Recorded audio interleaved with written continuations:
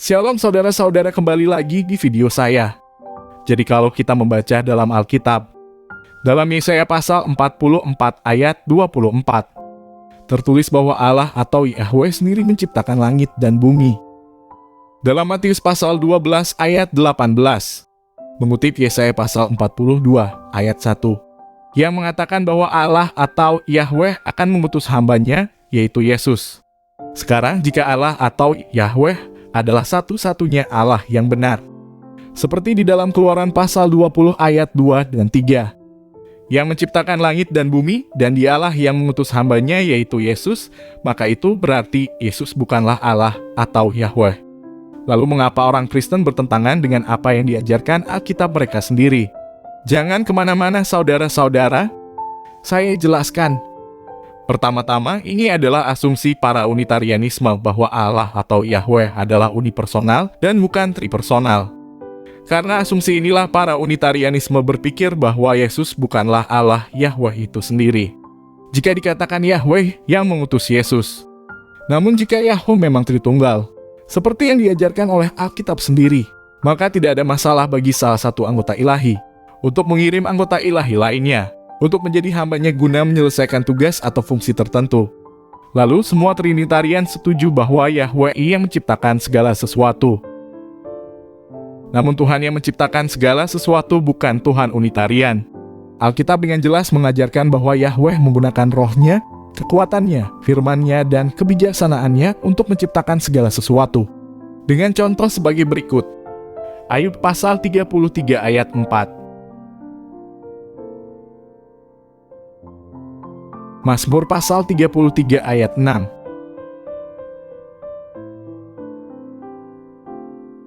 Mazmur pasal 104 ayat 24 dan 30. Yesaya pasal 32 ayat 14 dan 15.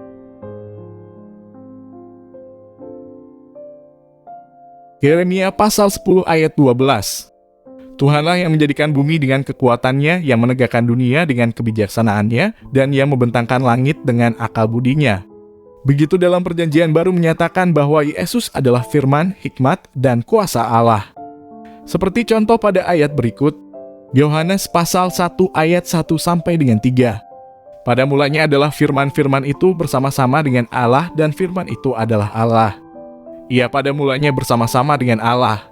Segala sesuatu dijadikan oleh Dia, dan tanpa Dia tidak ada sesuatu pun yang telah jadi dari segala yang telah dijadikan. 1 Yohanes pasal 1 ayat 1 sampai dengan 3. Apa yang telah ada sejak semula, yang telah kami dengar, yang telah kami lihat dengan mata kami, yang telah kami saksikan dan yang telah kami raba dengan tangan kami, tentang firman hidup itulah yang kami tuliskan kepada kamu. Hidup itu telah dinyatakan, dan kami telah melihatnya, dan sekarang kami bersaksi dan memberitakan kepada kamu tentang hidup kekal, yang ada bersama-sama dengan Bapa dan yang telah dinyatakan kepada kami. Apa yang telah kami lihat dan yang telah kami dengar itu, kami beritakan kepada kamu juga, supaya kamu pun beroleh persekutuan dengan kami. Dan persekutuan kami adalah persekutuan dengan Bapa dan dengan Anaknya, Yesus Kristus. Wahyu pasal 19 ayat 13. Dan ia memakai jubah yang telah dicelup dalam darah, dan namanya ialah firman Allah. Inilah sebabnya mengapa para penulis Perjanjian Baru dapat berbicara tentang Kristus dalam istilah-istilah yang begitu mulia tanpa mengorbankan kepercayaan pada Tuhan yang tunggal. Bangsa Yahudi pada zaman Yesus tahu bahwa firman, hikmat, dan kuasa Tuhan bukanlah makhluk yang terpisah, tetapi Tuhan itu sendiri. Jadi, dalam Perjanjian Baru menggambarkan Yesus sebagai firman, kebijaksanaan, dan kuasa Allah yang kekal. Berarti bahwa Kristus adalah hakikat dari identitas satu-satunya Allah. Dengan kata lain, Yesus bukanlah seseorang yang selain Tuhan, tetapi Dia yang sepenuhnya adalah Tuhan. Pada saat yang sama, Kristus bukanlah satu-satunya pribadi Tuhan, karena Bapa dan Roh Kudus adalah Tuhan juga. Jadi menyangkut Yesus sebagai hamba dalam Yesaya pasal 42 ayat 1. Pernyataan ini gagal mempertimbangkan fakta bahwa Yesaya sendiri mengidentifikasi hamba itu sebagai tangan Yahweh, yang berarti adalah Yahweh sendiri. Contoh ayat sebagai berikut. Yesaya pasal 52 ayat 10. Yesaya pasal 53 ayat 1 sampai dengan 12. Ayat-ayat yang saya tunjukkan menggambarkan hamba Yahweh sebagai manifestasi nyata dari kuasa Tuhan sendiri, yang dikirim untuk menebus umat Tuhan melalui kematiannya atas nama mereka. Dengan menyebut hamba sebagai tangan Yahweh, Yesaya menunjukkan bahwa hamba bukan hanya seorang manusia, tetapi juga merupakan bagian dari wujud abadi Tuhan sendiri. Dengan kata lain, Yesaya pada dasarnya mencerminkan kata-kata terilham dari Rasul Paulus, yang mengidentifikasi Yesus sebagai kuasa Allah. Dalam 1 Korintus pasal 1 ayat 24, dan kuasa Tuhan itu abadi dan ilahi. Saya kasih beberapa ayat sebagai berikut. Roma pasal 1 ayat 20.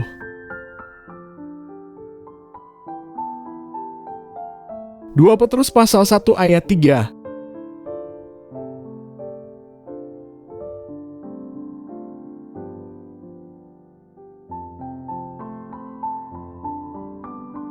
Yesaya pasal 52 ayat 13 sampai dengan 15.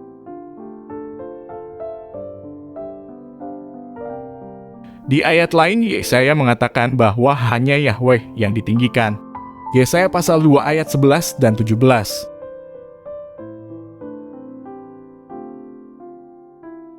Yesaya pasal 33 ayat 5 dan 10.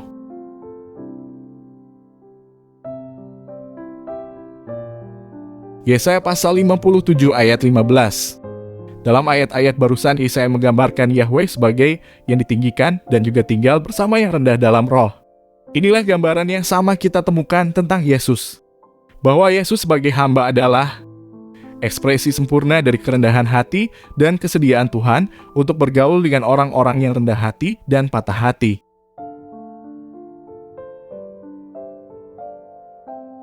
Jadi pada akhir video ini, kita pelajari fakta bahwa hamba ditinggikan ke status milik Yahweh.